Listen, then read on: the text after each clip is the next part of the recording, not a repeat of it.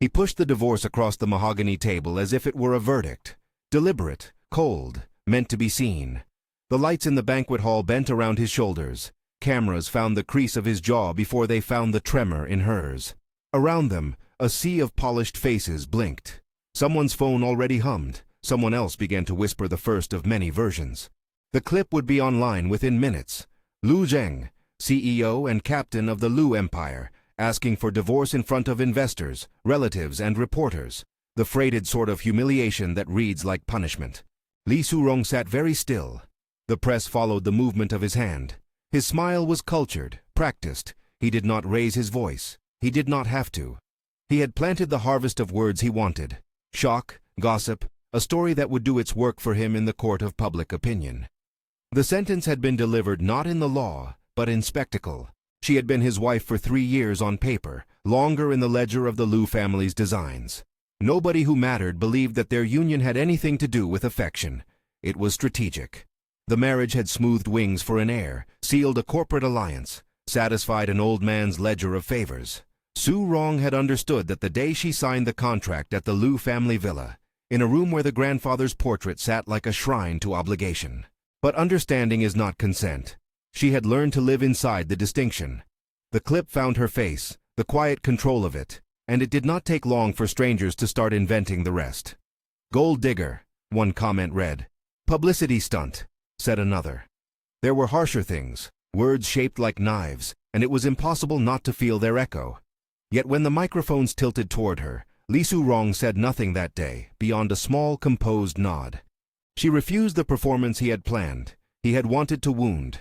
She ignored him. It was not a gesture of cruelty. Ignoring a man like Lu Zheng was a method of survival. Pretend he did not exist, and he could not turn your silence against you. That afternoon, while the firm's public relations team scrambled to reframe the story, and investors texted their fears into the folding chairs, Su Rong slipped out of the hall and into the back of the service elevator. The lights hum there tasted like normality, like a plane, like the steady hum she had always preferred.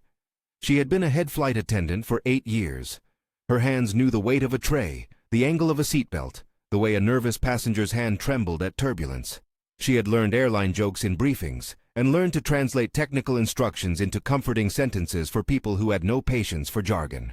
What the world did not know, what even many on the flight deck did not suspect, was that she kept a private ledger of skills no one expected. She could read a system log, the way an old mechanic reads the sound of a motor. She learned early, in secret, to understand the skeleton of the airplanes she served. That knowledge had nothing to do with being a wife to a billionaire. It had everything to do with choices she'd made for herself. The Lu family, for all its wealth, had never intended for Su Rong to be anything but ornamental. The grandfather's rules were written into wills, into murmured expectations. An heir was a stabilizing unit, and the wife of the CEO was a public relations asset. When Su Rong told Lu Zheng she was pregnant, the news landed like a challenge to their ledger. The family celebrated in a way that felt performative. The patriarch smiled for the cameras, while someone quietly renegotiated terms and notices. Pregnancy added a new volatile currency to the household. Suddenly, she was no longer merely an accessory. She was a vessel, a bargaining chip. That knowledge made the divorce demand all the cleaner as instrument. Remove her from the equation, and the family could steer lineage and power without ambiguity. The humiliation at the banquet was meant to be surgical. It was meant to close doors. Instead, it splintered them. Within hours, the clip was everywhere. Analysts parsed every minor expression on Lu Zheng's face. Opinion pieces scented scandal. The comments lodged themselves permanently beneath the videos, a bed of friction. For days, the company's internal chat glowed with speculation. Shareholders worried. Competitors smelled opportunity. The Lu family lawyer announced a routine, personal matter, while the bureaucracy of separation began to grind forward in the quiet rooms of the law firm. While the world rewrote the scene as a morality play, Su Rong returned to the ordinary places of her life. The crew lounge, the aisle of the aircraft where she could touch handrails and breathe recycled air, the tiny apartment where she kept a kettle and a stack of engineering textbooks that had nothing to do with her public persona. She put one foot in front of the other. She worked. Work mattered because it was hers. It was a space where she could be evaluated on competence rather than pedigree. The flights did not care whose name was on the shareholder reports. The procedures were neutral. They required precision, presence, and the willingness to act when the improbable came. But someone had lit another flame. Within a week of the banquet, rumors evolved into invention. A leak appeared, a short, grainy clip of a private family dinner, cut and circulated with malicious commentary. It suggested intimacy she did not remember, and improprieties she had never committed. The leak was packaged as evidence, and people are easily convinced when media offers them evidence that confirms their biases. Stock prices wavered for a heartbeat.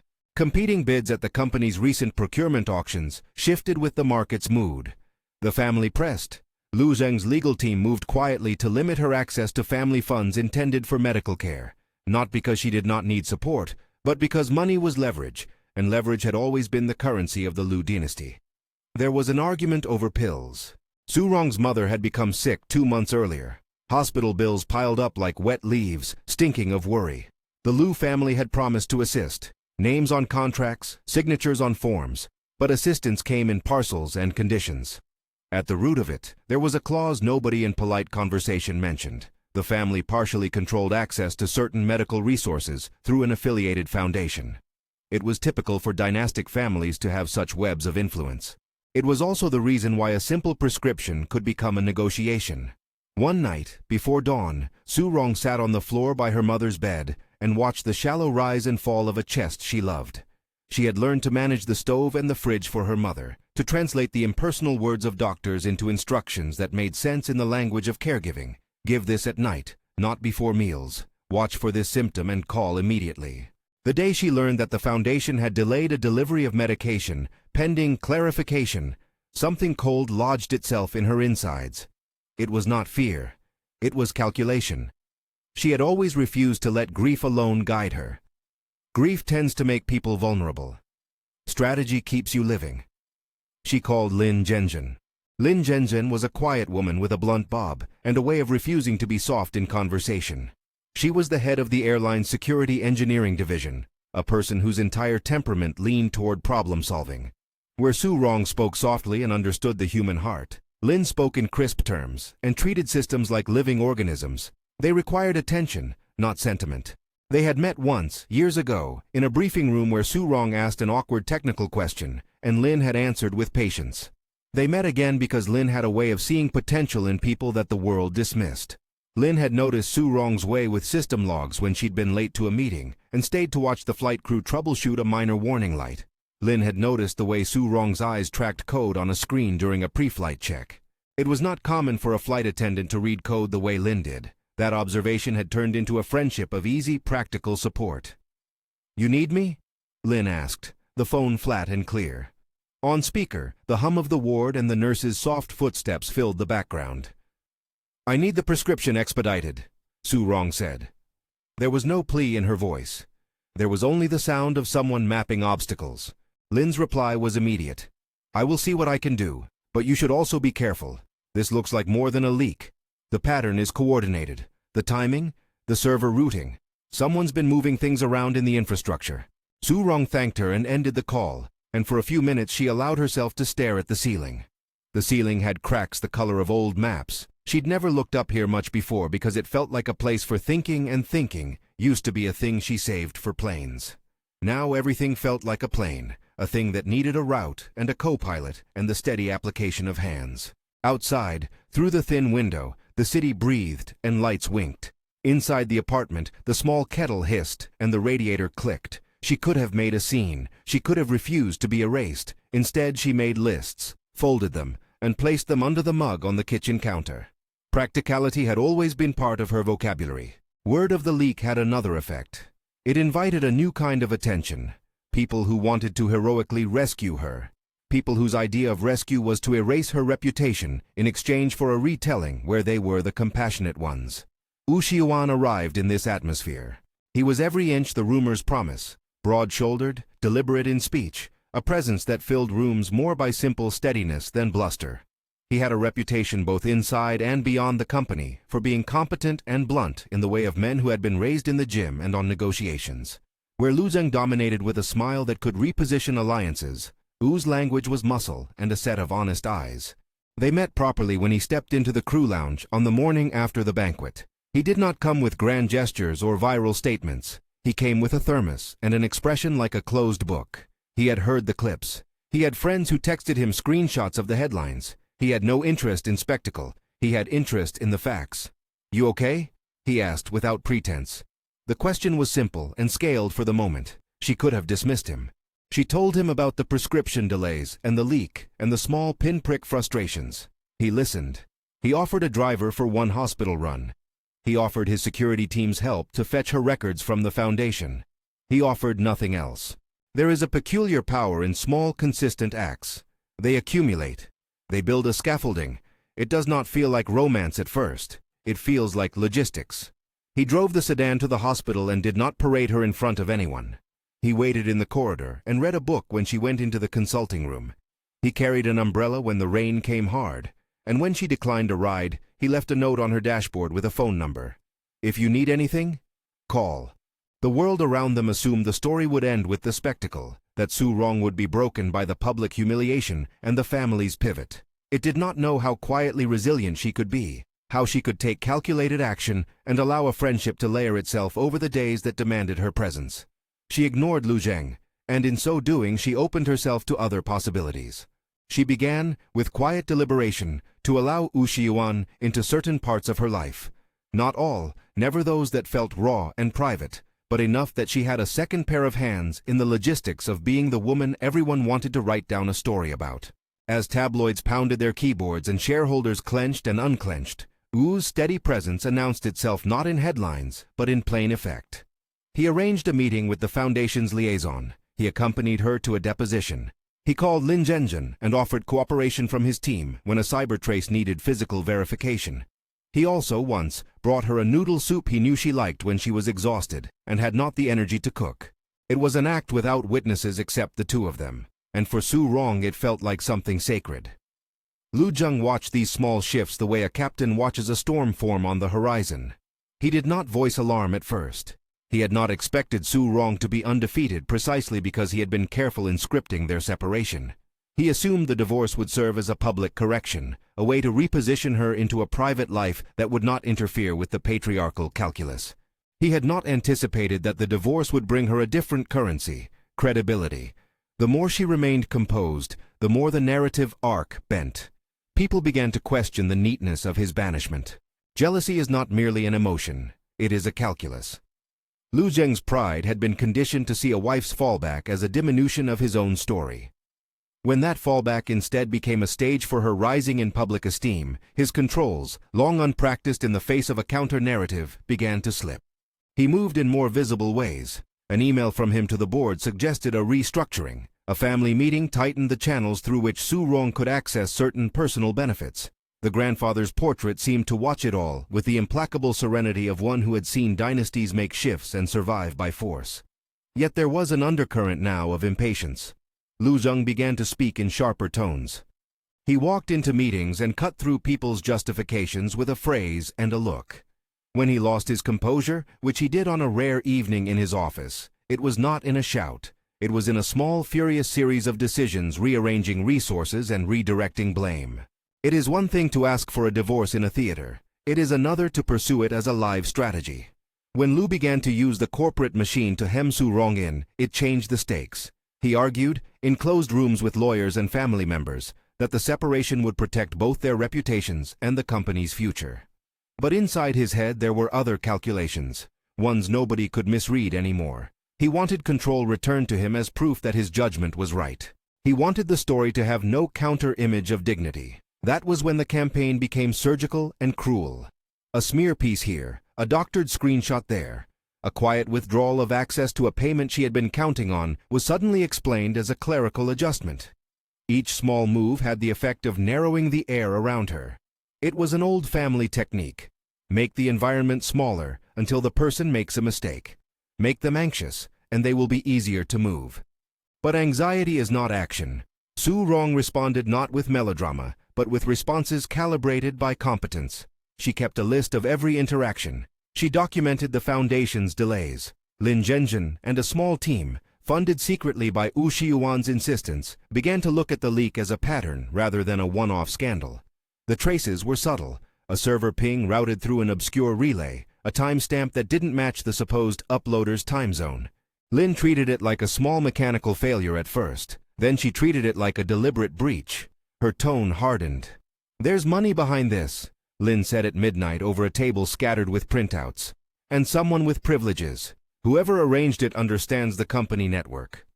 Privileged access can be bought or it can be granted," Wu replied, straightforward.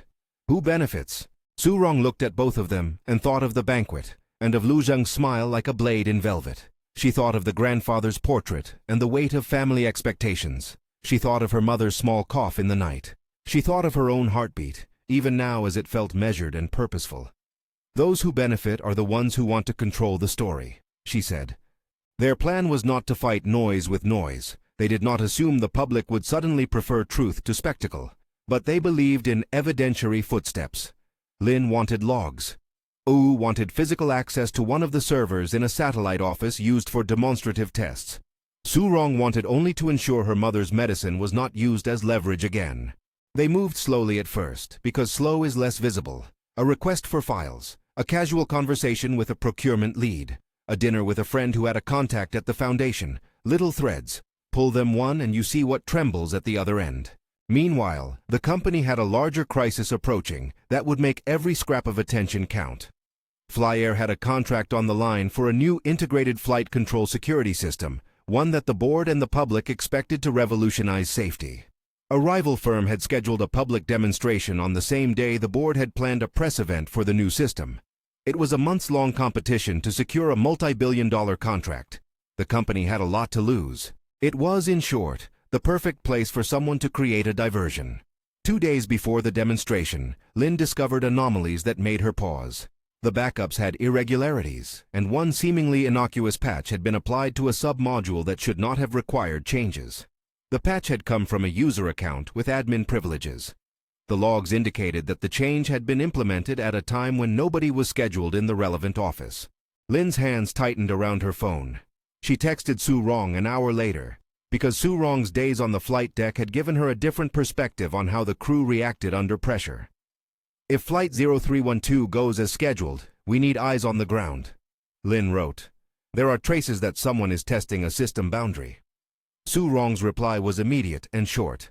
"I'll be on it." It was not an idle promise. Flight 0312 was a scheduled domestic run that, as fate would have it, was due to be used in a live demonstration of the new system. Investors would be watching. Families would be on the passenger list. The company was proud. The board had chosen it for maximum visibility. For a moment, everything they wanted to see would be under a single light. A demonstration is a public truth-telling.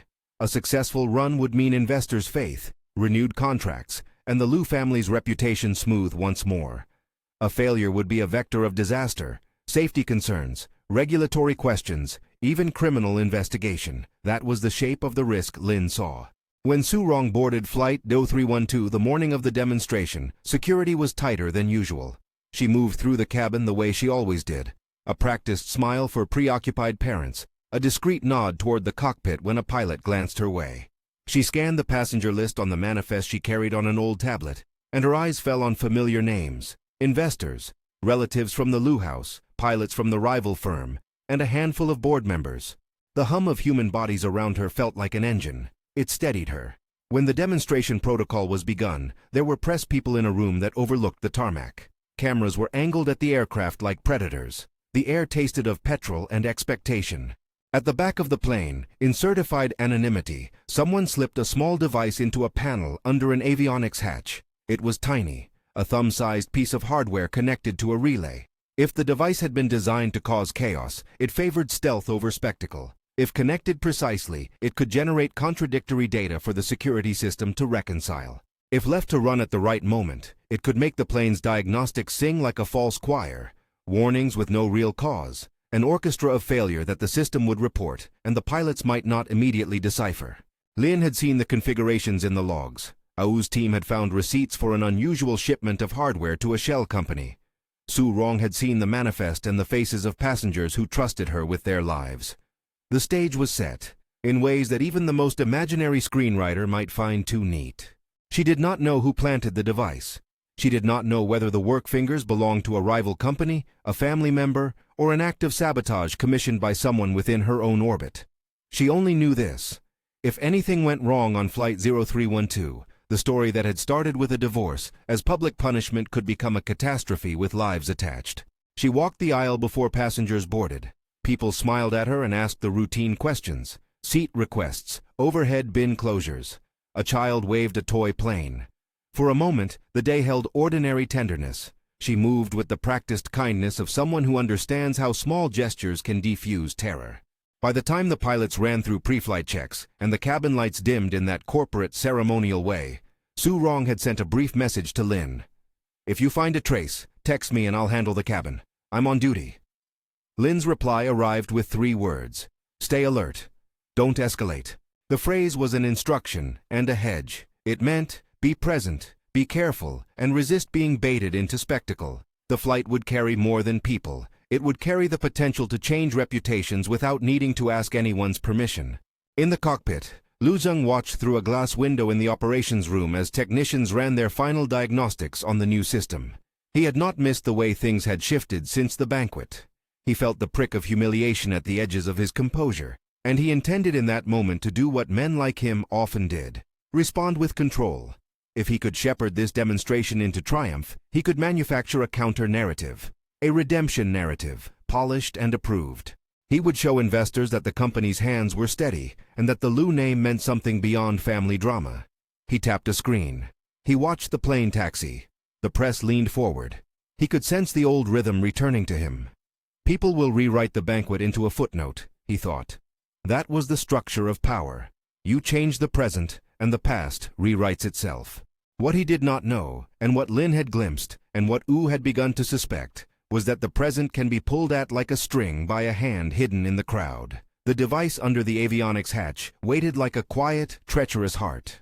When Flight 0312 rolled toward the runway, and the engines built into their steady climb, Li Su Rong tightened the strap on her apron and moved with a purpose the size of which she had not announced.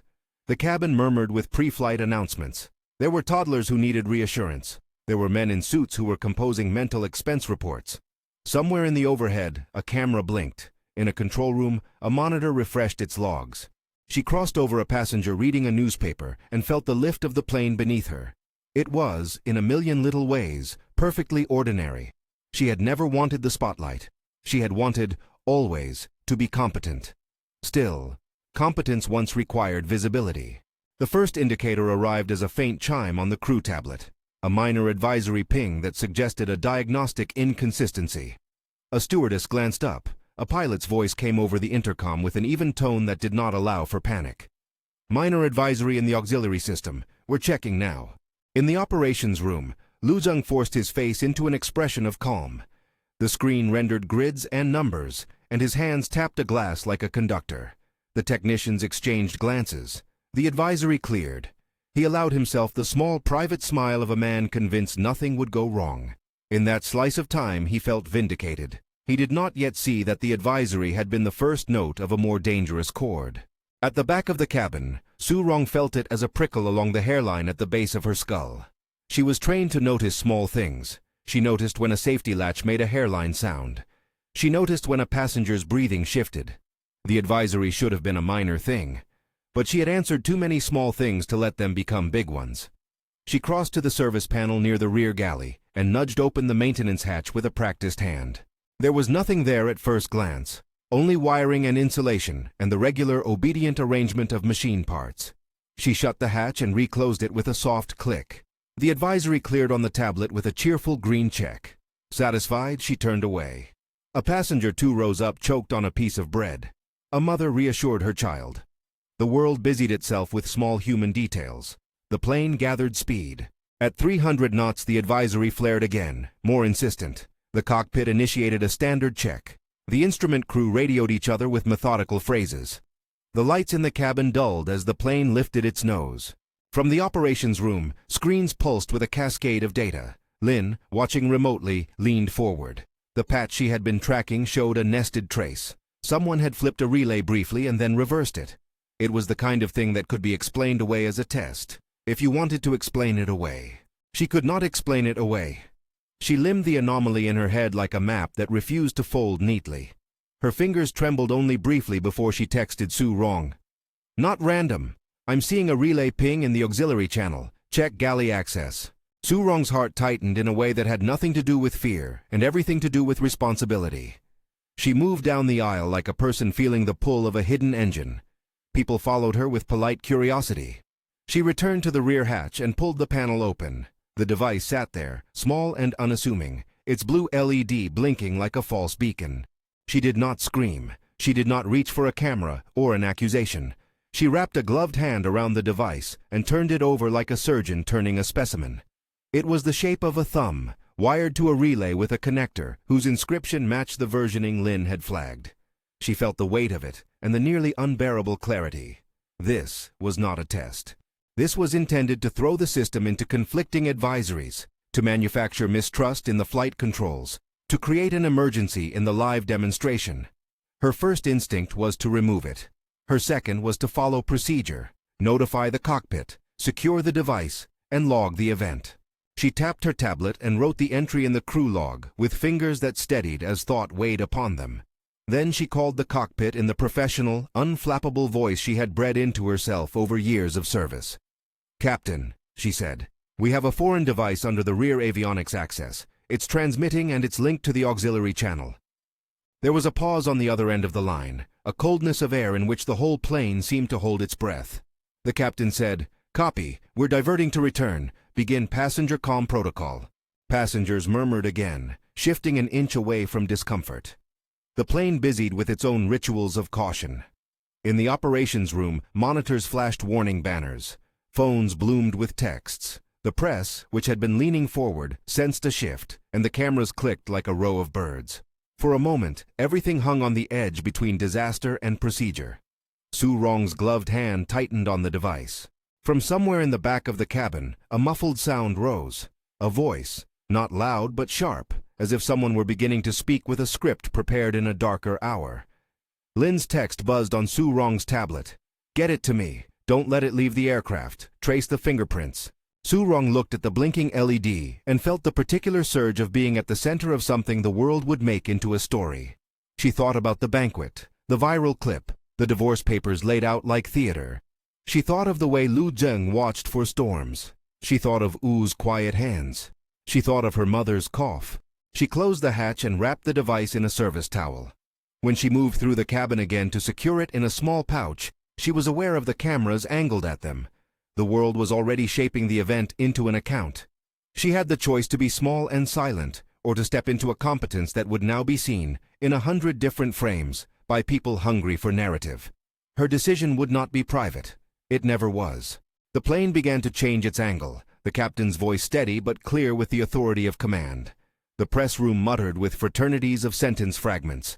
In the operations room, Lu Zheng's jaw flexed and the color in his face tightened, the way a man's expression does when control is at risk. He pressed a call to the boardroom, and his hand hovered over options that were financial and legal and dangerous in their own way. The action of a man who believed he could still redirect the world. And yet, even as the plane adjusted, another movement was already taking place in a place few had mapped. A man in a dark coat was entering the tarmac control gate with a small case. He moved with a purpose that matched the device now wrapped in Su Rong's hands. The two small things, the man and the object, were not yet linked in the public eye. But in the quiet business of sabotage, coincidences have a way of being intentional. The demonstration had tipped into crisis. People would remember who acted and how. They would remember what faces held in that thinning margin of fear. They would remember the little kindnesses and the decisive motions. Li Su Rong felt all of those threads at once. She had ignored the public call for spectacle. She had chosen to be competent in the moment when competence mattered most. She had let Wu Xiuan in small ways that had become the architecture of her life. She had kept Lin's counsel close. And in the small private gravity of the aircraft, with a blinking LED wrapped like a secret in her hand, she felt something she had not allowed herself to say out loud. She was tired of being anyone's accessory. As the aircraft turned back toward the terminal, its wings cutting the sky in a slow, decisive arc, a social feed somewhere pinged with a new headline. Lu Zheng, watching monitors, watched an image of his own company's potential calamity bloom across screens. The divorce announced as punishment had not been the end of the story. It was the opening of a more complicated one. For the first time since the banquet, Lu Zheng's face betrayed him publicly. His composure fractured into something sharp and animal. He barked orders. He signed forms. He tried to marshal the machinery of the empire as if sheer movement could will reputation into shape. His hands, used to motion and influence, began to tremble. He was losing control. The phrase hummed under the newsroom's floorboards like a new chorus. At the back of the aircraft, Su Rong sat with the device, beside a line of passengers who clung to normality like a prayer. She sent the device's serial number to Lin. Lin replied with a phone call and a single sentence. "This is not a random act. Someone intended this plane to be a stage." Su Rong looked out the window at the runway now approaching. Her reflection stared back at her. A woman in a navy uniform, a badge, a small silver ring that had once been a symbol of insertion into the Lu family ledger. Outside, the world would try to write whether she was a victim or a heroine. Inside, she had only the machine's cold heart and the steady, ordinary things of her life to rely on. The runway rushed up. The pilot's voice came over the intercom, steady and calm. He said the words they had practiced for years. Somewhere, reporters were already composing a story about a rescue. Somewhere else, the stock tickers were adjusting to reality. When the plane touched down, the cabin exhaled as one organism does when saved from a jolt. But the landing was not the end. It was an entry point. Passengers disembarked into a crowd of security personnel and corporate representatives, cameras, and the low hum of phones. Lin met Su Rong on the tarmac, wind-whipping hair into a halo she did not have time to smooth. Wu stood behind her, broad and quiet, a hand near enough to offer support, but not to intrude. Behind them, Lu Zheng's face moved from control to something like fracture. The press circled. The company's board prepared statements. The world prepared to rewrite the banquet into a footnote or a moral pivot as the story gained shape. Su Rong handed the device to Lin. Lin closed her fingers around it like one closing a wound. "We'll trace it," she said. Her voice was flat as flint. They escorted passengers in a procession that became, in the span of a morning, a moral trial. Who had saved whom? Who had been the coward? Who had been the instrumenter of chaos? It was impossible to move without being framed. Li Su Rong walked past cameras and toward the small van where her mother would be met by a nurse. A report would be filed. A radio would crackle with briefings. 1,000 small scenes would be assembled and later cut into the documentary of a week. She had ignored him when he asked for divorce to wound her in public. She had dated, in the sense of letting Wu into the logistics of her life, a muscular man who offered protection and ordinary acts of care. He had been steady and quiet, and his presence had a way of opposite effect. It made Lu Zheng furiously territorial in private rooms. Lu Zheng was losing his hold. That loss had already begun to produce bad judgments. But what did losing it mean in the ledger of a man like Lu Zheng? Financial CVAs? Public meltdown? In the contracted rooms of the board? Or something worse, less immaterial? Lin put the device into a secure case and tapped the screen. On the log, a new entry appeared. Trace route initiated. The cameras recorded as Su Rong stepped away, and the headlines began to form themselves. It would be a long fight, the week's editors whispered. A private life and a public crisis had collided, and the trajectory now pointed in ways none of them could fully predict. Su Rong stepped into the van and sat down. She felt the fabric against her skin like a small comfort. Wu settled across from her and reached over with an ordinary gesture and took her hand. She did not refuse. Someone would attempt to make the next move a moral tally.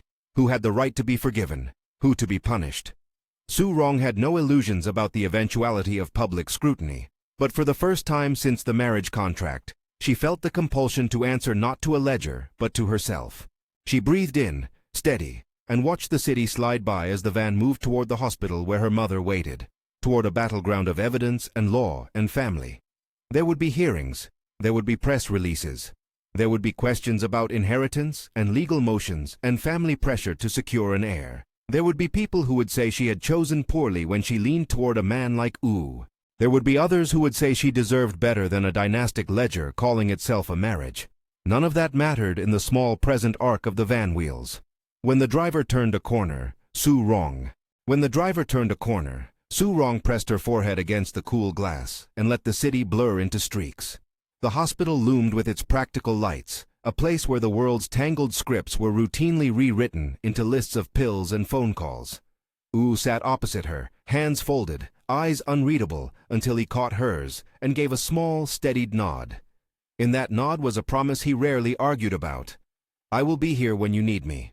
If you want to see how she answers the man who tried to wound her, Stay with me until the end." They moved through the emergency doors into a corridor that smelled of antiseptic and tired coffee. A nurse took one look at Su Rong's file and ushered them into an exam room where machines hummed like subdued conversation. Her mother lay pale and small beneath a blanket, the tremor in her breathing soft enough to let Su Rong think for a moment that everything was almost ordinary. Doctors asked questions, the kind that are necessary and precise. When had symptoms begun? What medications had been withheld? Had there been a change in appetite? Su Rong answered with the same economy she used in a cockpit, measured, direct, prioritizing what mattered. The obstetrician who examined her later smiled with careful kindness, palpated a rounded shape and said, "Baby's heart is strong. We'll monitor closely." The phrase landed like a blessing she did not need to call faith for. It was simply a fact to be tracked. Outside the exam room, Lin called and spoke in clipped sentences that were all signal and no filler. "We've traced the device's packet to a relay in the company's satellite office. The account used to push the firmware was created through a proxy server, linked to an internal vendor ID. It's messy, but it's traceable." "And?" Oh asked. Lin's answer was precise as a blade. "The vendor ID is associated with a holding company tied, through 2 degrees, to the Lu family's logistics arm. Not a smoking gun, but close enough to arrest attention." Su Rong let the words settle. Close enough felt like a legal phrase that had been softened to protect nerves.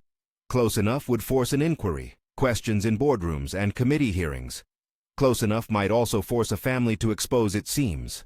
In the conference room where the Lu family gathered, the portrait of the patriarch watched, oil paint still and unconcerned. His grandchildren argued with loyalties folded like letters between them. Lu Zheng sat at the head of the table, his face thinner than usual, the edges sharper now that he had been forced into the shape of a man who must defend what remained. His lawyer spoke of protocol, of distancing, of the prudence of a temporary leave to avoid market panic. "There will be an inquiry," the lawyer said. "We will cooperate. We have to show the board we are above this." Someone on the board had already called an emergency meeting. Investors wanted calm, and calm required action, a hollow phrase that could be enforced with temporary measures. A sabbatical, an interim CEO, a committee to oversee the integration of the security system. To Lu Zheng, each procedural step felt like a small amputation of control. He had given the banquet a certain theatrical cruelty and expected the world to yield to the choreography. Instead, the world had rewritten the script and placed him under a microscope. That night, in a hotel that had once seemed a tidy refuge for executives, he paced and raged in the language of someone unused to being reined. He composed emails he never sent, drafted speeches he never gave. And underneath that, like an old pulse beneath skin, there was the ache of humiliation and a quick, bitter clarification. He had asked for divorce to wound, but he had not intended a public safety crisis. He had wanted a clean erasure. He had not wanted to risk lives. The distinction mattered to him. Whether it should matter to anyone else was another story. Meanwhile, the board's interim measures were decisive. An independent panel was called. Regulators demanded immediate access to logs. The media that had been sharpening knives for weeks now found a set of facts to dissect. Headlines shifted from scandal to scandal plus risk. The sympathy that had briefly hovered around Su Rong's composed face mutated, interest sharpened by the fact that this time an actual threat to safety had been averted because of a person who was not supposed to be the company's technical savior. Su Rong handled the sudden visibility with a tact that felt practiced and true. She gave an interview in a room full of sympathetic cameras. She spoke not of the family's private ledger, but of procedure and safety, of the passengers' trust that must be honored. She named Lin and Wu. She acknowledged the crew. She emphasized that competence does not announce itself in titles but in actions. The footage circulated. The narrative softened toward her. People liked the idea of competence as an underdog quality. The share price rose and fell on rhythms beyond any one person's control. But momentum shifted. Where Lu had intended to cut, the world had scabbed over around Su Rong and called it a scar earned. Out on the street, Ao's presence remained the same, direct, unperformative, steady. He did not insist upon heroics.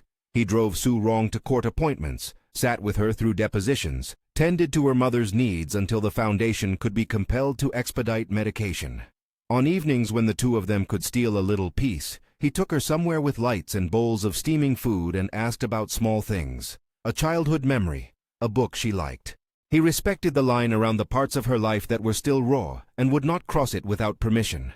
Those small things, the unglamorous kindnesses, accumulated into trust. For Lu Zheng, each of Wu's gestures felt like a small defeat. He had imagined humiliation as a controlled demolition, something tidy, perfectly framed.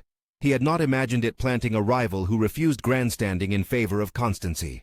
His fury, which had been efficient before, began to mutate into something more destructive. He issued memos tightening fiscal controls that targeted accounts linked to several charitable disbursements. He used the company's public statement as platform for a quiet moral retribution. Contracts reassigned, access revoked, a smear campaign disguised as concerned analysis floated in friendly columns. It was the same strategy applied in slow, bureaucratic increments. Shrink the air, make mistakes more likely. People began to whisper about whether the divorce request had been a clever legal maneuver or a calculated social punishment. Lu's posture in public became defensive. His smiles acquired barbs. When he could, he met with the board and insisted on reinstating direct control, citing fiduciary duty and the appearance of stability. The board, sensitive to markets and regulation, hesitated. They did not want a scandal that would burn through the company's reputation and then incinerate their own careers. The feeding frenzy pushed the family to new boundaries. Old rivalries surfaced. An uncle argued for a purge to protect their interests, while the patriarch's old associates counseled a measured response. None of them could agree on the simplest thing, whether the origin of the sabotage was a business rival, an internal mole, or a family member playing a brutal game. Each theory had consequences. It was in that dangerous fog that something more direct occurred. Lu Wei had been a rumor in the family for years, an unstable presence from a branch of the clan that no one liked to mention in public. He had been expelled from the inner circle, and later convicted of a violent act whose details were never fully aired. He had bitten at old orders and seemed to hold grudges like talismans. When he surfaced late one rain-smeared night outside the hospital, it was as if one of the family's old ghosts had decided the ledger needed to be balanced in a less legalistic way. Su Rong left the hospital after a long day of interviews and test results, stepping into an evening slicked with rain. Wu walked her to the car, the two of them quiet until they reached the vehicle. The security detail that had once been arranged by the family was half-hearted in those hours. The company had a crisis, and security teams were stretched thin between sites. A figure appeared at the curb, coat dark, face shadowed under a dripping hood. The man moved with the quick, sudden certainty of someone who has rehearsed crossing a line and then crossed it. Before either Wu or Su Rong could fully sense the intent, the man lunged. He moved like an animal. Wu stepped forward with a reflex that had the simplicity of a trained man.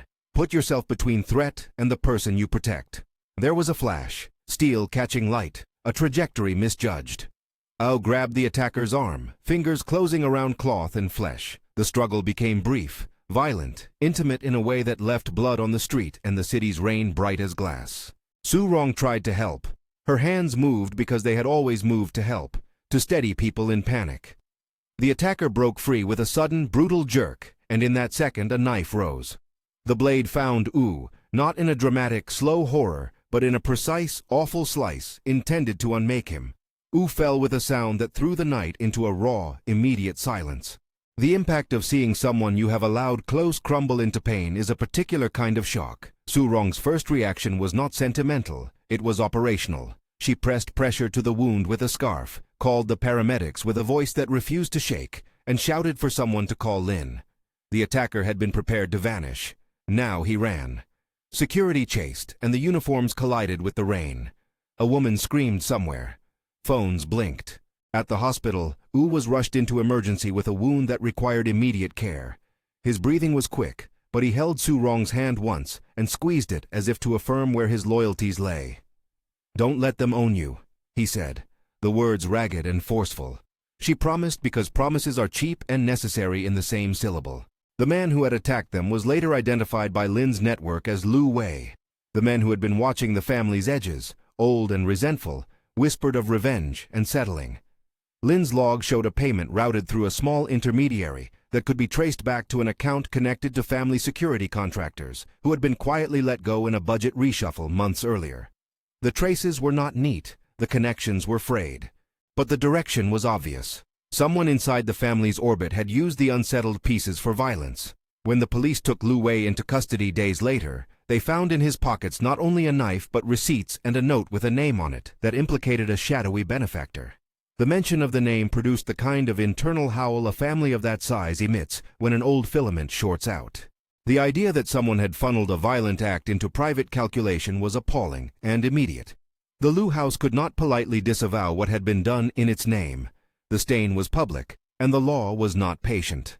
For Lu Zheng, the revelation was a disaster. Not because he had orchestrated violence, he had not, and he maintained that in interviews, but because the evidence suggested a climate of cruelty he had allowed to grow, a place where humiliation could be weaponized to the point where someone felt compelled to enact a violent recourse. The board convened an emergency vote. He would take an administrative leave while the company cooperated with authorities.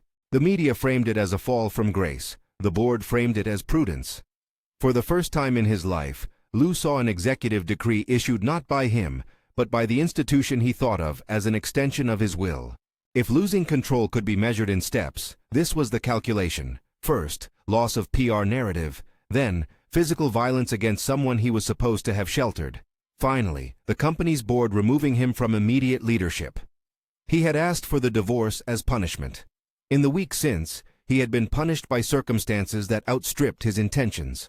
Yet the human consequences cut more complex patterns than headlines could hold. Yu's surgery left him with a long but recoverable wound. He woke with a pulse of pain and the knowledge that he had been willing to throw himself into harm's path. The doctors told Su Rong the pregnancy had been monitored throughout. A scare, a night of extra tests, but the baby's heart beat steady like an anchor.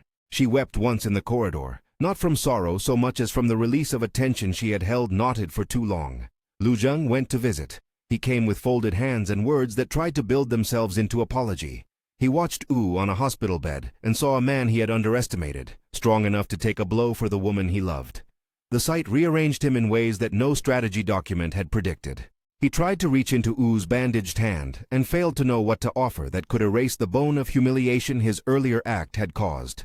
When the legal process unfolded, the board's inquiry revealed enough to force a reckoning. The regulator fined the company for lapses in oversight. Shareholders demanded governance reform. An interim CEO was appointed from outside to steer integration. Lu Zheng's leave was official, and with it came a slow, unglamorous shift of power. For a family used to influence, the space once claimed as entitlement had become an arena where public institutions applied standards. The family's wealth did not evaporate overnight, but its effortless instruments of control, quiet withdrawals, shadow contracts, instant reputational correction, became far more visible to lawyers and regulators who had teeth. In private, Lu lived with new kinds of failure. He had engineered a public wound and found himself surprised at its severity. He wanted to blame the board, the press, the world that failed to parse nuance, but his grief had a personal edge. He had lost a woman's trust through an action he had chosen. The shock of that loss moved him to a place of self-examination he had never rehearsed. Su Rong, meanwhile, experienced an odd swath of support and exposure. People were kind in ways that felt real. Nurses who had once been passengers sent messages, colleagues who tracked down prescription records, Lin who had run a night of logs and found patterns no one else had thought to look for. But alongside kindness came a new language, a public narrative that would define her either as a hero or as collateral depending on who edited. She refused to be a part of other people's tidy endings. That is why, after Wu's discharge, their early days of recovery consisted of small, ordinary acts that felt like reparation. Tea brewed precisely to her liking, a blanket folded just so, an insistence from Wu that he would learn to cook the one dish she loved. They dated in a way that brushed off cameras, walks along a river, visits to a park where a child chased a kite and made them laugh. Those moments were not declarations against Lu Zheng, so much as an assertion of life's right to continue. If the title of the gossip columns wanted to sell a story of a woman who simply traded one man for another, their days together refused it by being boringly gentle. The public, however, needed closure. The board's inquiry recommended changes and discipline for several executives. A few security contractors were sanctioned. Lu Wei went to trial and received a sentence for attempted murder and for the procurement of instruments intended to cause chaos. The court's findings noted that the environment of vilification had created a permissive space where someone could be coaxed into violence. It was a nuanced assertion that landed in headlines as "Toxic Family Culture Linked to Attack." Nuance is convenient for academics and dangerous for the guilty, but it made a public point. Words and strategies of humiliation have consequences. On a rainy afternoon, Lu Zheng faced the press again. He spoke with a voice that had been unmoored by days spent reading legal memos. "I asked for a divorce," he said, and the clause hung in the air with the weight of a confession. He tried to frame it. Legal, necessary, a painful step, yet the simplicity of the admission burned. He had wanted to signal something private, and yet that signal had become a public weapon. He said he regretted the harm the spectacle had caused. He said he stood ready to accept the board's decisions. But regret is not absolution, and Su Rong's attention to his words was guarded. She had been ignored deliberately at the banquet. She had learned to ignore for survival. Ignoring had not meant she had not seen him. She had seen him, in the way a meteorologist reads a storm line. She felt whatever tenderness might have existed smaller now, measured against his calculus, his public cruelty. She allowed him an apology. She did not allow him an immediate return to the life she was assembling. In the months that followed, the Lu dynasty contracted and adjusted. Contracts were renegotiated. A small group of reformers, people who had not been loyal to family but loyal to the company, pushed for a governance restructure that would limit family interference. The press covered the shift with relish, and the family's private quarrels became business case studies in restraint. Su Rong watched the changes with a certain professional interest. She had always invested in systemic fixes. She had been part of a story where a woman's competence had mattered more than pedigree. She chose not to make the choice between people a theatrical moment. She went to work, and she continued to date Wu in private increments that felt like a civil, steady reclamation of normal. There was no cinematic breaking point in which she proclaimed allegiance to a single man and slammed a door shut on the other.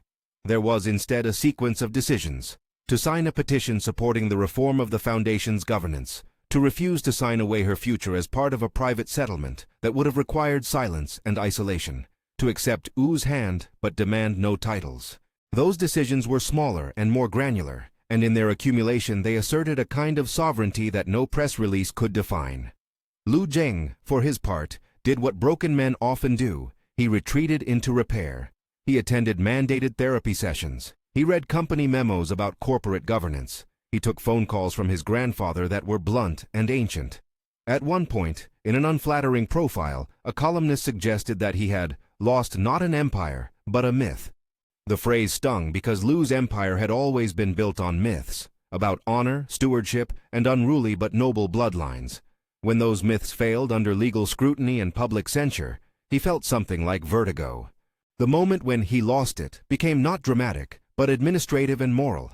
He lost control of the narrative and was compelled to accept a role less glamorous. Penitent, sidelined, teaching the new executives the old ways while learning not to rely on them. The family's influence was checked by outside directors, and with that came a necessary humility.